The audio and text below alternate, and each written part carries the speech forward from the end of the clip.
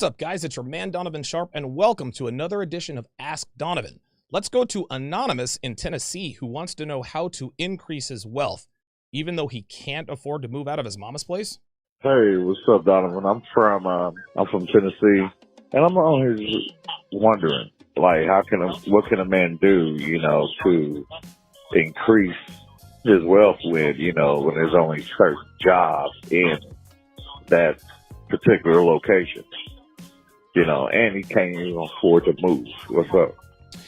Thanks for the question, caller. And before I answer your question, I want you to understand that I'm not trying to be mean-spirited or make light of your situation, but I am going to be direct, and I'm not going to pull any punches here.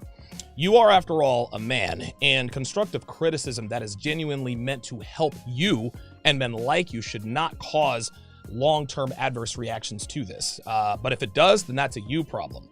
Remember, you called and asked me for advice. I'm not going to tell you what you want to hear. I'm going to tell you what you need to hear. I'm going to give it to you straight with no chaser. And I'm going to warn you up front, caller, this is probably going to hurt your feelings, and it's probably going to piss you and a lot of other black men off. But believe it or not, that is a good thing. This means that I've hit a nerve, which is the only way a man in your situation is ever going to be motivated to change anything. This caller is a microcosm of why most black men in America do not succeed. But before I answer his question and discuss this any further, make sure you get your hands on my free ebook, 16 Ways to Immediately Disqualify Her for a Long-Term Relationship. This book is absolutely free and will help you weed out the girls who will turn your life upside down if you commit anything to them outside of your pork and beans. Go to donovansharp.com/newsletter, plug in your very best email, and the book is yours. Okay, let's get back to this particular caller's question here. I'm going to start off by saying, caller, that you appear to represent everything about why a lot of black men in America do not succeed. Number one, black men don't appear to understand that you cannot increase wealth if you have no wealth. I know this isn't what you meant, but you said it. And as a man, you need to be very, very careful about the things that you say. And what you said makes zero sense at all, because you cannot increase wealth you do not have.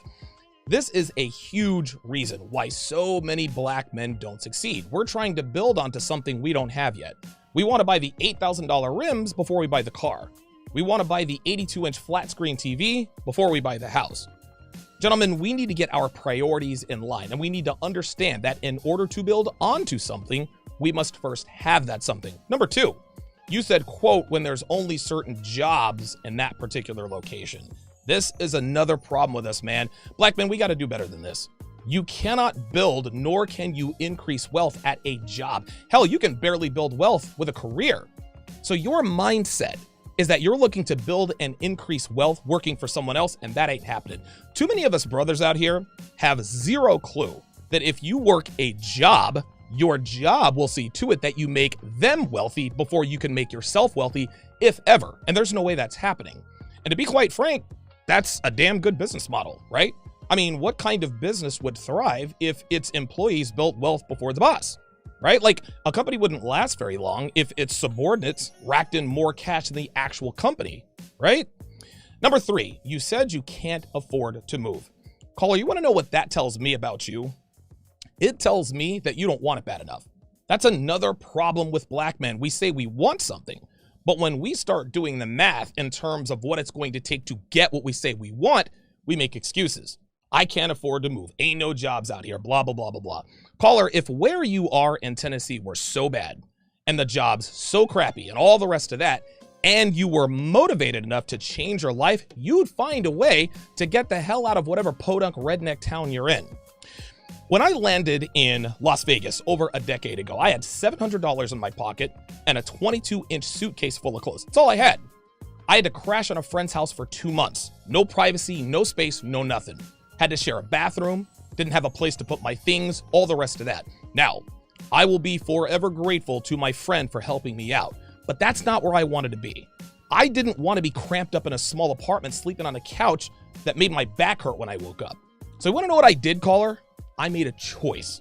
I made a choice to get off my buddy's couch and get a place of my own. I made a choice to save my money and to spend it wisely. I made a choice to be successful. You want to know what jobs I had to work? I had to work in call centers. That's right, caller. Telemarketing, as in getting hung up on, getting cursed out, getting called names, all that fun stuff. But guess what? I was the top earner for 9 out of the 14 months, which included a 5-month streak. 5 months in a row as the top earner. That job wasn't glamorous at all, man. I didn't have an office. I wasn't wearing a suit to work every day. I was crammed in a cubicle farm with 300 other people where there was barely enough elbow room between any of us. I wasn't selling yachts. I wasn't selling Lamborghinis. You want to know what I was selling?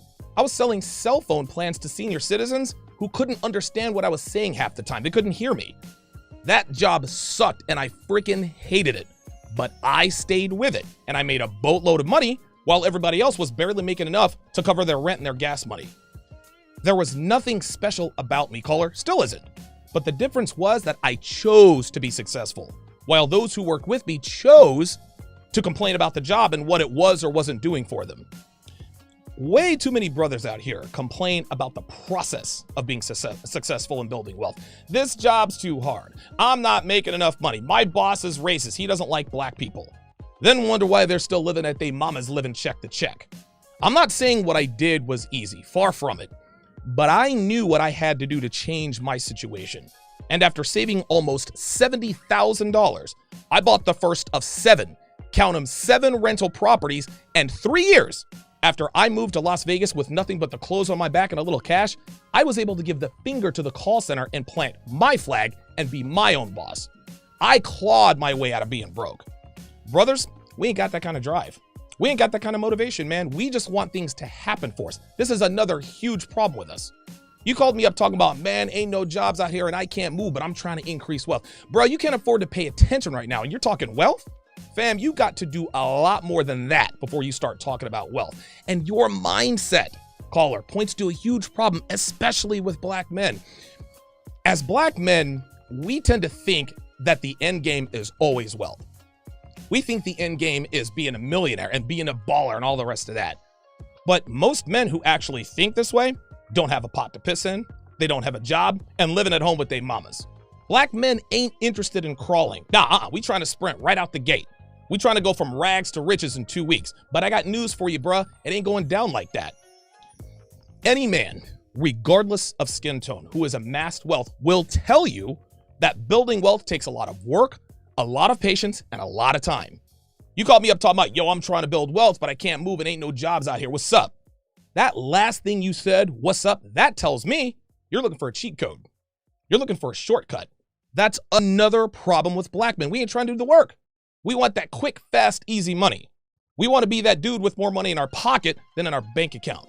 Well, I got news for you, fam. I can't help you there. I don't know nothing about no overnight success.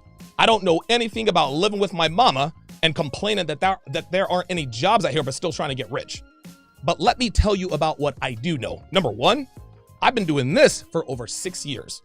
I started out writing for a couple of blogs and built the foundation for my brand. I didn't get on YouTube until, I don't know, almost 4 years into this whole Donovan Sharp thing. Number two, I work at least 84 hours a week, and that's probably a conservative number. Honestly, it's probably up around 90, 95. My girl has to come in here and drag my ass out of here every night. I work from sunup till sundown, and I only take breaks really to lift weights, eat, breathe, I don't know, maybe go bowling to get out of the house and to keep from going crazy, and that's if I'm lucky. Number three, I didn't start making any real money until about a year ago. It took me over 5 years for me to start making the kind of money that allows me to reinvest in my business, pull my girl off her job so she can come and work for me, and maybe have a few creature comforts, a few little extras. 5 years, caller. Number four, I have had to overcome countless setbacks. I've had guys I've collaborated with spread lies about me. I've had dudes I've worked with go on 2-3 hour rants about how Donovan is this and Donovan is that. These are guys I trusted, guys I worked with. Number five, I've been deplatformed multiple times on every platform that matters. Facebook, 3 times. Twitter, twice. Vimeo, which is a paid service, twice. Instagram, you name it, I've been kicked off. And trust me when I tell you, caller, it took a lot of work, a lot of time, and a lot of money to overcome and thrive in spite of these setbacks. And I can tell just by the sound of your voice, you ain't got the stones to handle any of that. You sound lazy, caller. You don't sound like the kind of man who can overcome, adapt, and thrive. Another problem with black men. That's what it takes to build and increase wealth. But we ain't trying to do that. Nope. We want it to be easy. There's a content creator by the name of Obsidian, who's actually a pretty sharp guy. Very intelligent, excellent writer, all the rest of that. But Obsidian is frustrated that he is not as successful as his contemporaries. He doesn't say it out loud, and I gotta be honest, neither would I. But go on over and watch his channel, caller, and it will be plainly obvious to you that he is an extremely frustrated individual. And that frustration derives from his lack of success. Now, there are many reasons why he's not successful, but you wanna know what the main reason is? The main reason is that he doesn't adapt. He's been singing the same tired tune for over 5 years. He hasn't changed his content. He hasn't changed his approach. He hasn't changed anything. All he does is complain about women and fights with other content creators. He's always beefing with some dude over something. It's always, Angry Man did this, or Alan Roger Curry said that, or Donovan Sharp shouldn't be speaking on this. That's all he does. You would think that a man with his level of intelligence would finally figure out that talking trash about other men for 3 and 4 hours is not what successful people do. Yet, 5 years later, he's got the same bad habits and he's still broke. Oh yeah, listen, he'll lie, right? He'll tell everyone that he's a man of means and that his girl is a dime and that he bends her over his couch and this, that, and a third. But people know he's full of it because he doesn't show receipts. He never has. Why? Because he doesn't have them, which points to another problem with black men, and that is lying about who we are and what we have.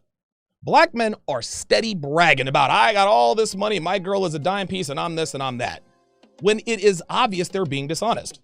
And men who lie about who and what they are never successful, ever. So it should come as no surprise as to why Obsidian isn't where he thinks he deserves to be. He calls himself a, quote, dating coach, but then he turns around and asks his audience to send him money for his light bill. That's not something a, quote, man of means does. And then he wonders why he's not successful. And again, while there are many reasons for his lack of success, the main reason is that he hasn't evolved. He doesn't realize that the content people want is a moving target. What people wanted 5 years ago isn't necessarily what they want today. And by the way, I fully expect Obsidian to do a, quote, response video, which will probably go on for 2-3 hours. Okay, he'll tell everyone he does have money. He'll tell everyone that his girl is hot, but the only receipts that he'll show can be found on Google Images. Then he'll turn around and talk about how my girl looks like trailer trash, and listen, maybe she does. But I know this, he couldn't keep his eyes off of her when I was at his crib back in 2016. So I guess, I don't know, trailer trash is his type. Stay tuned for the response video, should be a doozy.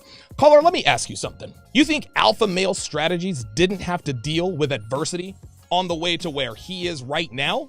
Do you think Kevin Samuels didn't encounter a few roadblocks he had to smash through to build the brand he has today? Your voice sounds much the same way. You sound lazy, you sound defeated, and appear to be looking for a way to make easy money. Donovan, tell me how to get this money, what's up?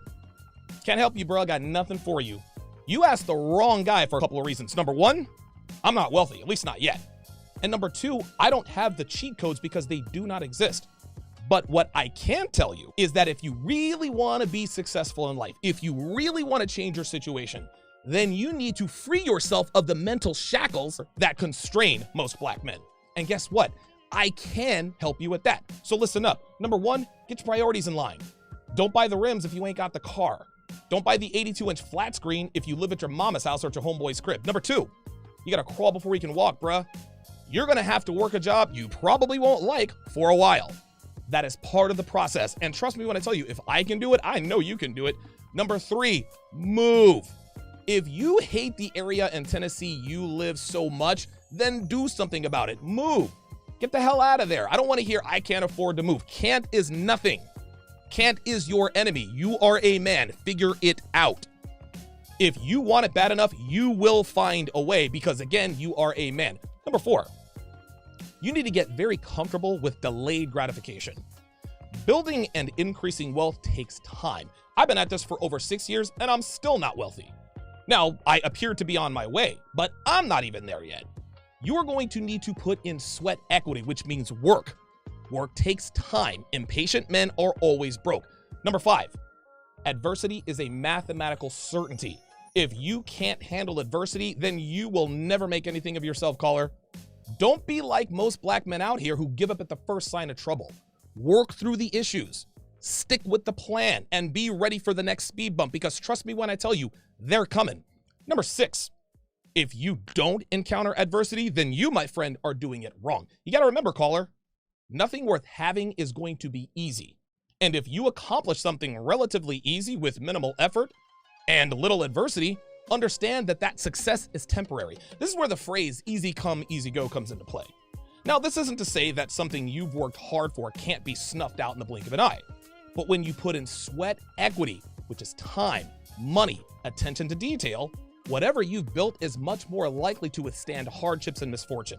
Using myself as an example, I have outside forces trying to destroy what I've built all the time.